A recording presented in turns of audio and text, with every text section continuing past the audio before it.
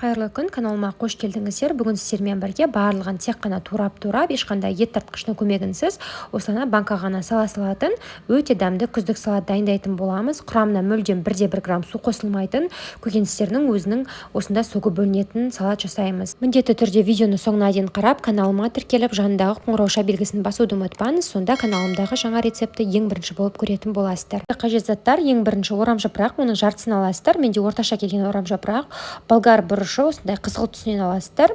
Қызанақ керек болады, сәбіз, аспирин таблеткасы керек болады. Әрбір литрына 1 штуктан тұз дәміне қарай, күнбағыс майы, яғни сұйық май, укроп пен кинза, және де бізге сарымсақ керек болады. Видеода түсірілмей қалыпты. Ең бірінші орамжапырағымызды жіңішкелеп турап аламыз. Ол үшін бізге пышақ керек болады. Пышағымызбен өзімізге ыңғайлы етіп турап, одан кейін жіңішке, яғни соломка қылдырып турап аламыз. Одан кейін орамжапырағымызды үлкен кастрюлемізге саламыз. Барлық орамжапырақты осылай турап аласыздар. Одан кейін келесі кезекте болгар бұрышы.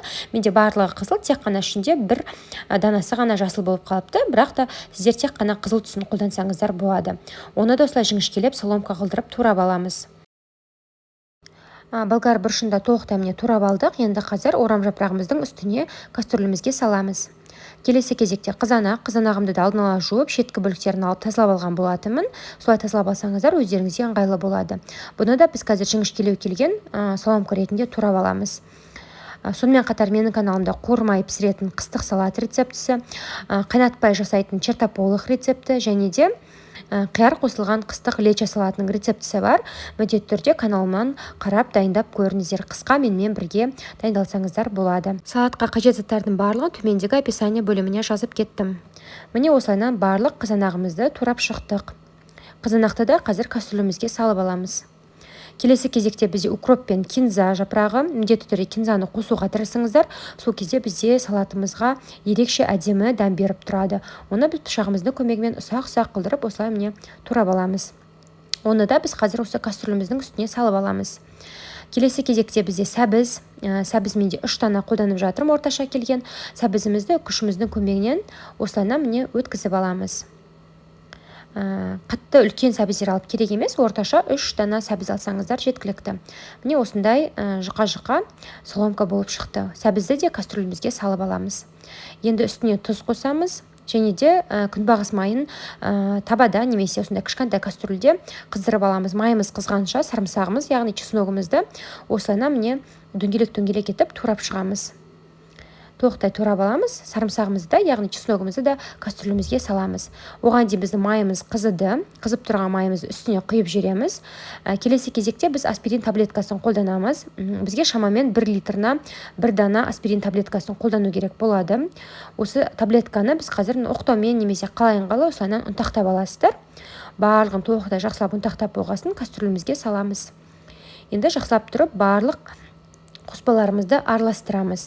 Мен шамамен 1 сағат уақытқа қойып қойдым. 1 сағат уақыт өткеннен кейін бізде осы салатымыздың өзінің соғы бөлінгендігін көруге болады. Қараңыздар, сіздерге қазір жақындап көрсетейін. Осылайынан міне соғы бөлінуі тиіс. 1 сағат уақыт өткеннен кейін біз қазір енді осы салатты банкамызға салатын боламыз.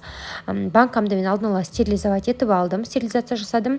Қалай жасалу жолын менің төмендегі сілтемеде қыстық банка жапқан видеода көрсетілген, сол сілтемесін қалдырып кетемін. Қарап жазсаңыздар болады.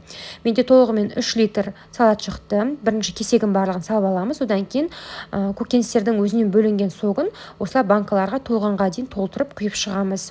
Толықтай барлығын толтырып қойдым. Шамамен 1 жодай ғана соғы артық қалып қойды.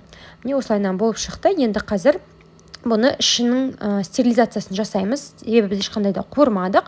Сол себепті стерилизация жасау үшін кастрюльге осындай ас бөлмесінің сүлгісін қойып, үстіне банкалардың арасын ашып, осылай банкаларымызды орналастырып шығамыз. Үстіне крышкаларын, яғни қақпағын жабамыз. Қатты жауып керек емес, бос жаба салсаңыздар болады. Одан кейін үстіне салқын мұздай суымызды құямыз. Суымызды біз өте қатты көп құйып жүрмеуіміз керек. Ортасынан сәл биік болса болғаны. Егер сіздерде банкаларыңыз 1 литр немесе 2 литр болатын болса, 35-40 минут бойы қайнатамыз. Егер де 500 граммдық банка болса, 15-20 минут қайнатсаңыздар жеткілікті. Сонда бізде ішкі стерилизация болады. Бізде осы уақытымыз 40 минут уақытымыз өтті. Енді банкамыздың жақсылап тұрып қақпағын қатты жауып, осыны төмен қарай төңкеріп қоямыз. Енді бетін жауып, толықтай өзі салқындағанға дейін бөлме температурасында ұстаймыз.